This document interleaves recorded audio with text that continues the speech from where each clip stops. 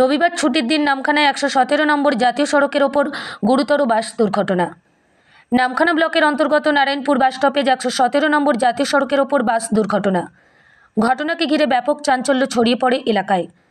স্থানীয় সূত্রে জানা যায়, এদিন একটি যাত্রীবাহী বাস কাকদ্বীপের দিক থেকে নামখানার দিকে যাওয়ার সময় নিয়ন্ত্রণ হারিয়ে নারায়ণপুর বাস স্টপেজ 117 নম্বর জাতীয় সড়কের পাশে থাকা ল্যাম্পপোস্টে ধাক্কা মারে এবং 117 নম্বর জাতীয় সড়কের পাশে হাইড্রেনের ওপর বাসটি চেপে যায়। দুর্ঘটনার জেরে বাসে থাকা যাত্রীরা রীতিমতো আতঙ্কিত হয়ে পড়ে। তবে এই দুর্ঘটনায় কোনো রকম হতাহতের খবর নেই। নামখানা থেকে রবীন্দ্রনাথ পড়ুয়ার রিপোর্ট, সুন্দরবন গ্রিন নিউজ।